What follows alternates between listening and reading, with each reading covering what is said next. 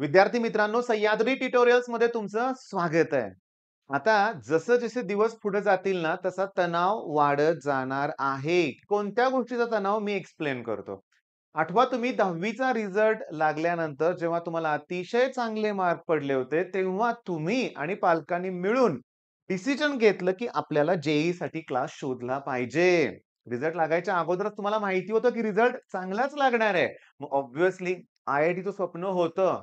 का नाही स्वप्न बघायचं? स्वप्न मोठीच बघितली पाहिजेत. मग आपण काय केलं, की साठी छान अकॅडमी तुम्ही जॉइन केली.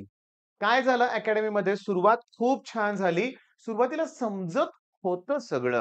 हो. पण जसं-जसं लेव्हल वाढत गेली, काही क्लासेसमध्ये तर ॲडव्हान्स पण ऑलरेडी शिकवायला सुरुवात करतात. तिथं कळालं, की काहीतरी गडबड होते.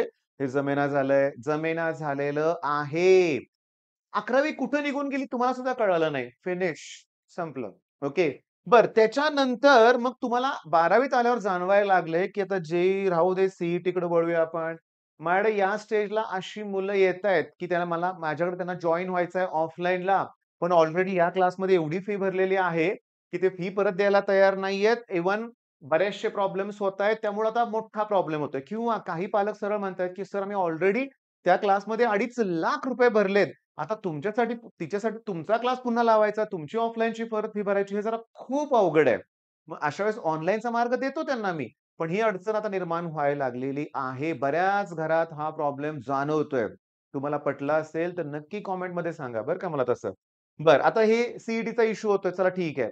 पण हे करत असताना ना फार उशिरा रिअलाईज होतं तुम्हाला, की अरे हे तर काही केलंच नाही. डिसेंबरमध्ये मुलं जागे होतात, की जेव्हा कळतं ना, की जेईचा पहिला अटेम्प्ट आलाय आणि फेब्रुवारीमध्ये बोर्डची एक्झाम आहे. आपण बोर्ड तर झिरो तयारी आहे. झिरो. मी तुम्हाला सांगू का, अगदी सांगू का, जेईचा पहिला अटेम्प्ट टफ गेल्यानंतर मुलं माझ्याकडे येतात बोर्डच्या प्रिपरेशनसाठी. लातूरवरून येतात. इचलकरंजीवरून मुलं येतात लक्षात घ्या. पुण्यावरून येतात. सातारचीच मुलं असतात बाहेर गेलेली आणि त्यांना माझा पहिला प्रश्न असतो. फिजिक्सच्या पहिल्या टॉपिकचं नाव सांगा. येत नाही. रोटेशनल डायनॅमिक्स धडा आठवत नाही, काहीच केलेलं नसतं. पण थांबा, ही मुलं हुशार आहेत हो आपली. एका महिन्यात कव्हर करतात. पण मी काय म्हणतोय, मी तुम्हाला आत्ताच ऑलरेडी अगोदर सांगतोय ना, की असं होतंय. बऱ्याच लोकांना काय वाटतं, "हे माझं नाही होणार तसं, मी करून दाखवतो." आनंद आहे. असतात मुलं तशी करून दाखवू शकतात, पण सगळ्यांना ते पॉसिबल होत नाहीये, हेही तितकंच खरं आहे लक्षात घ्या. इव्हन मी तुम्हाला सांगतो काही घरात तर अशा ट्रॅजेडी आहेत बरं का लक्षात घ्या. बघा माझ्याकडे एक स्टुडंट होती म्हणूया आपण. ती पण अशाच अकॅडमीत होती. ओके. लास्ट एका महिन्यासाठी ती सी माझ्याकडे जॉइन झाली. 96 पर्सेंटाइल मिळवले. पण नाही बाळांनो, मी त्यात समाधानी नव्हतो. 99 नाही 100 पर्सेंटाइलचा स्टुडंट होता. बरं जाऊ दे. 2 वर्षांनी तिचीच छोटी बहीण जेव्हा माझ्याकडे जॉइन झाली, एकाच महिन्यासाठी, मला इतका आश्चर्याचा धक्का बसला होता. मी त्या पालकांना म्हटलं सुद्धा, की "सर मोठ्या मुलीच्या बाबतीत थोडंसं अपयश आलं होतं. तिने सुरुवातीपासून सी केली असती तर खूप पुढे गेली असती. पण ह्या मुलीच्या बाबतीत पण तुम्ही का तसं घेतलं? ही पण एक्स्ट्राऑर्डिनरी स्टुडंट होती. तिला सुद्धा एकच महिना ती माझ्याकडे आली आणि 95 पर्सेंटाइल पडलेत बरं का. कमी आहेत.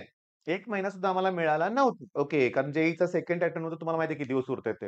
आता मेन पॉइंट काय आहे माहिती आहे का? हे असं का घडलं? सांगतो. कारण छोटी म्हणली, "दीदीला जमलं नाही, मी करून दाखवेन ना. मला तो चान्स का देत नाही तुम्ही?" म्हणजे कळालं का प्रॉब्लेम कुठं होतोय पालकांचा. पालकांचा यात काही दोष नाहीये लक्षात घ्या. मुलांना असं वाटतं, की मला जेईई करूच दिलं नाही. इतके मला चांगले मार्क आहेत, मी जेईई करतो. काय होतंय, दोष तुमचा नाही बाळांनो, दोष आहे 10वी पर्यंतच्या अभ्यासाच्या पद्धतीचा. त्याच्यावर मी थोडंसं बोलणार आहे. त्याच्यावर मी थोडंसं बोलणार आहे. मी तुम्हाला क्लिअरली सांगतो, एक थोडासा वेळ लागू दे मला बरं का. मी जरा टेक्स्टबुक ओपन करतो बरं का. ओके, टेक्स्टबुक ओपन करतोय आणि या टेक्स्टबुकमधलं मला तुम्हाला काहीतरी दाखवायचं आहे बरं का. मी तुम्हाला सांगू का, मला ना ॲक्चुअली विल्यमसन सिंथेसिस शोधायचं आहे. Williamson synthesis. तसं मी इथं सर्च केलं तर सापडेल मला लगेच पटकन. अरे वाह! सापडलंय. Williamson synthesis. ठीक आहे. दिसतंय तुम्हाला बघा क्लिअरली माझ्यावर तुम्ही पण वाचा. चला मी अजून थोडंसं झूम करण्याचा प्रयत्न करतो. ओके. पहिलं वाक्य काय दिलंय Williamson सिंथेसिसमध्ये? Simple as well as mixed ethers can be prepared in the laboratory by Williamson synthesis. सांगू का तुम्हाला? MCQ कशी असते याच्यावर? Which of the following method is used to prepare simple as well as mixed ether? Answer काय? Williamson synthesis. नाही जमत मुलांना. नाही आठवत. नाही आठवत. हातातले मार्क घालवतात. बघा पहिलं झालं वाक्य. दुसरं बघा. In this method alkyl halide is treated with sodium alkoxide. Sodium alkoxide कसं तयार होतं माहिती आहे का? इथेनॉल म्हणजे कुठलेही अल्कोहोल आणि सोडियमची रिएक्शन झाली की सोडियम अल्कॉक्साइड तयार होतं. अल्कोहोल म्हणजे OH ग्रुप असतो की नाही शेवटी. तर एकच्या ठिकाणी Na फक्त अटॅच होतं. बरं. आता सगळ्यात इम्पोर्टंट हे सगळं दिलंय ना, ही लाईन बघा. "This reaction shows SN2 mechanism."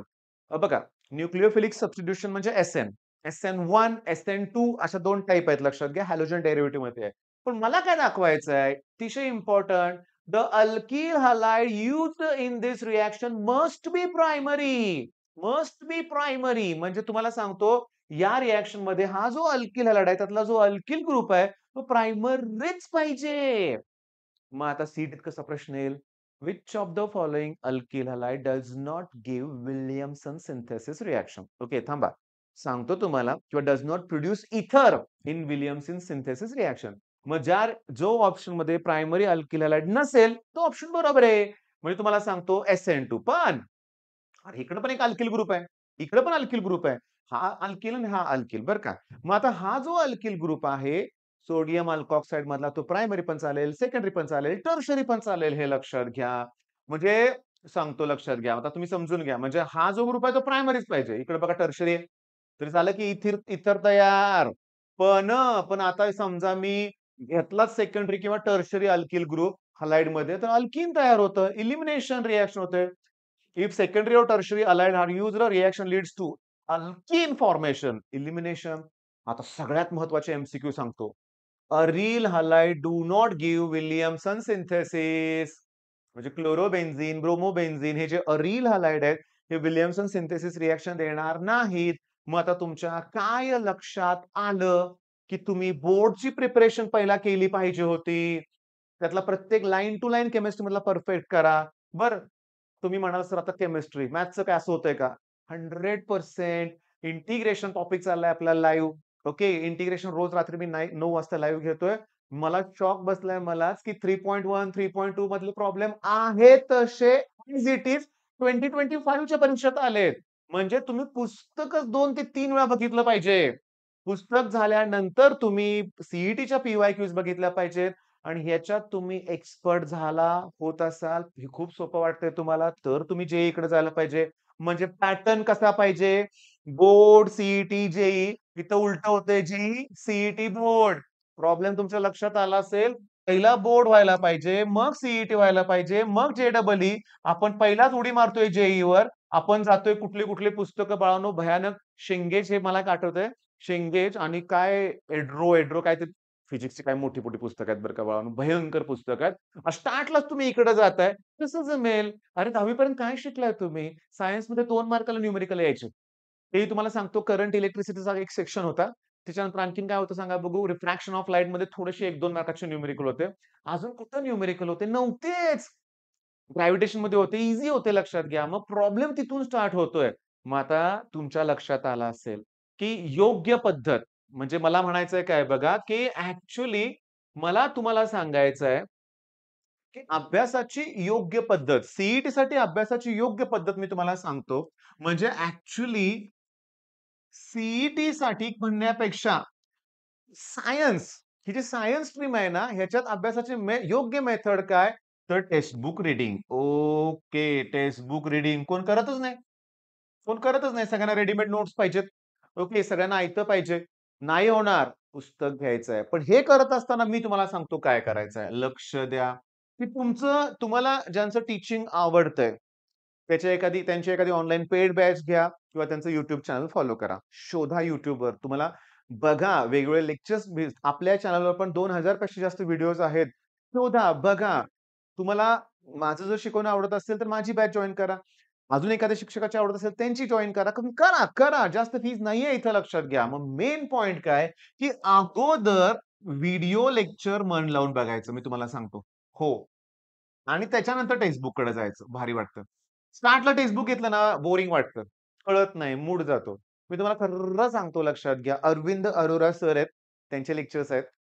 Pankaj sir आहेत, पी-डब्ल्यू त्यांचे फ्री लेक्चर्स आहेत. स्टडी चक्र नावाचं चॅनल आहे. त्यांचे फ्री लेक्चर्स आहेत. माझ्या चॅनलवर फ्री लेक्चर्स आहेत. पहिला बघायचं ती कन्सेप्ट आणि मग टेक्स्ट बुक वाचायचं. असं वाटेल की अरे हे तर सगळं मी आत्ताच बघितलं होतं. डोक्यात फिट बसतंय. टेक्स्टबुक वाचून झाल्यानंतर पहिला टेक्स्टबुक मधले सॉल्व्ड प्रॉब्लेम करायचे. पुस्तकातले सॉल्व्ड प्रॉब्लेम. ते झालं की पुस्तकातली एक्सरसाइज करायची. ओके. ते झाल्यानंतर मग तुम्ही पी-वाय-क्यूकडे जायचं. हां. पण सी-ई-टीचे पी-वाय-क्यूज बरं का. सी-ई-टीचे पी-वाय-क्यूच करायचे अगोदर. पी-वाय-क्यूच करायचे. रिझन सांगतो तुम्हाला बरं का. आता इथं बघा मी जस्ट एक क्वेशन घेतोय बरं का. जरा ऑर्गॅनिकचं सांगू थोडंसं. ऑर्गॅनिकमध्ये तुम्ही पहिल्यांदा काय करायचं डेफिनिशन. त्याच्यानंतर काय करायचं आहे क्लासिफिकेशन. त्याच्यानंतर काय करायचं आहे आय-यू-पी-ए-सी नॉमेनक्लेचर. त्याच्यानंतर सांगतो फिजिकल प्रॉपर्टीज करा. नंतर त्याच्यानंतर केमिकल प्रॉपर्टीज करा. रिएक्शन्स म्हणूया आपण. सांगतो फिजिकल प्रॉपर्टीजमध्ये boiling point, boiling point, boiling पॉइंटच विचारलं जातंय. आता इथं बघा, समजून घ्या. सिंपल कीटोन, मिक्स कीटोन हे क्लासिफिकेशन आहे. बरोबर आहे. दोन्ही अल्किल ग्रुप सेम असतील, अरिल ग्रुप सेम असतील तर हे सिंपल कीटोन आहे. बेन्झोफिनोन हे सिंपल कीटोन आहे. तर बेन्झोफिनोनच का बोललो? बघा इथं 2024 ला क्वेश्चन आहे. सिंपल कीटोन कुठला आहे? तर बेन्झोफिनोन. हे ॲसिटोफिनोन काय? नाही. तर ॲसि म्हणजे CH3 ग्रुप, फिनोन म्हणजे बेन्झीन रिंग नाही चालणार. ब्युटॅनोन मध्ये पण नाही. इकडे 2 कार्बन, तिकडे 1 कार्बन. नाही ते सिंपल कीटोन. हे पण नाहीये सिंपल कीटोन. सिंपल कीटोन म्हणजे दोन्हीकडे सेम ग्रुप पाहिजेत. पण मी आता काय बोललो रे तुम्हाला? फिजिकल प्रॉपर्टीज ना? काय बोललो? Physical properties. मी तुम्हाला सांगतो, लक्ष द्या. क्लिअरली बघा, बघा. Aldehyde ketone, carboxylic acid. मी आता थांबवतोय कुठं? इथं बघा. बॉइलिंग पॉइंट कुणाचं जास्त आहे विचारलंय. अजून जर पुढे गेलो ना आपण, तर ते बॉइलिंग पॉइंटचे इतके पॉइंट प्रश्न दिसतील तुम्हाला बरं का. हां का. लोएस्ट बॉइलिंग पॉइंट विचारलाय. कुठला पण टॉपिक घ्यायचा. हायेस्ट बॉइलिंग पॉइंट विचारलाय. अरे म्हणजे सोपं आहे रे, सोपं आहे रे. सोपं आहे. फक्त व्यवस्थित केलं पाहिजे. मग आता तुम्हाला कळालंय की पॅटर्न काय? मग मी तुम्हाला क्लिअरली सांगतो. लक्ष द्या. आपलं सह्याद्री ट्युटोरियल हे ॲप डाउनलोड करा. ओके. ॲप डाउनलोड केलं हे सांगावं लागतंय बरं का. रोज नवीन सबस्क्रायबर वाढतायत. त्यामुळे हे परत-परत सांगावं लागतंय. स्टोअर ऑप्शनमध्ये जावा. स्टोअर ऑप्शनमध्ये गेला, की तुम्हाला तिथं व्हिजन बॅचवर क्लिक करायचंय. तिथंच तुम्हाला कंटेंट हा कंटेंट दिसेल त्याच्यावर क्लिक करा. कंटेंटमध्ये तुम्हाला गेला कंटेंटमध्ये ओके.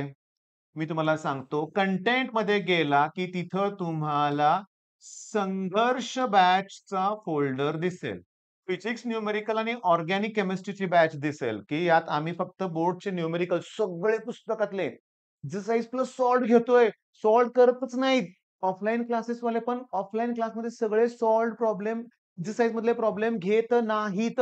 फिजिक्सचा टॉपिक ते एंड करतात. तुम्हाला होमवर्क देतात. मी सगळं सॉल्व्ह करून देतोय लक्षात घ्या. ऑर्गॅनिक केमिस्ट्रीमध्ये फक्त रिएक्शन्स घेतोय मी बरं का, म्हणजे ह्या बॅचमध्ये. त्याचबरोबर आहे त्याच्यामध्ये क्रॅश कोर्स. ओके. त्याचबरोबर कोण आहे त्याच्यामध्ये सांगा? Crash course. त्याचबरोबर त्याच्यामध्ये तुम्हाला दिसेल टेस्टचा फोल्डर. बरं आता क्लिअरली सांगतो, की संघर्ष बॅचची किंमत 3,000 आहे. याची तशी 1,500 आहे. याची 3,000 आहे. टेस्ट चला ठीक आहे आपण असंच दिल्या म्हणूया ₹500 असंच नाही ठीक आहे. मग जवळ-जवळ ₹7,500 चा कोर्स आहे. पण व्हिजन बॅच आम्ही तुम्हाला फक्त 4,500 प्लस ॲपचे चार्जेस ते घेतात 4,700 किंवा 4,800 किंमत होईल. किंमत काहींना जास्त वाटेल, काहींना कमी वाटेल, पण मेन आहे अभ्यास करणं. सोपं नाहीये. तुम्हाला सांगतो करावं लागणार आहे तुम्हाला. पण तुम्ही इथून सुरुवात केली तर काय होईल? संघर्षमध्ये काय केलं होतं? संघर्ष बॅचबद्दल सांगतो. फिजिक्स आणि केमिस्ट्री बोर्डचं सगळं घेतलं जातंय त्याच्यात. ओके. मग बघा गंमत काय होते बघा. न्यूमेरिकल बॅचमध्ये एकदा न्यूमेरिकलची रिव्हिजन होते. 1. संघर्ष बॅचमध्ये तोच धडा घेत असताना त्यात सुद्धा न्यूमेरिकल होतायत. 2. क्रॅश कोर्समध्ये तोच टॉपिक असताना परत फॉर्म्युला रिवाईज केले जातात. 3. अरे म्हणजे 3 वेळा होतोय. प्लस आमच्या ऑफलाईन क्लासमध्ये एक होतं, तुमचा ऑफलाईन क्लास. म्हणजे तुम्ही नुसती बॅच जॉइन केलं तर 4-4 वेळा अभ्यास होतोय फिजिक्सचा. मग काय पाहिजे आणखी सांगा बघू. बरं मग हे व्हिडिओ लेक्चर मी आता इथं थांबवतोय. तुमचा खूप वेळ घेतला आणि शेवटी सांगतोय तुम्हाला इथं या नंबरवर मेसेज करा. आम्ही स्वतःहून तुम्हाला कॉल करू. ठीक आहे. हे लेक्चर थांबवतोय. पॅटर्न कळालाय. बोर्ड, सी-ई-टी आणि जे-ई. All the best.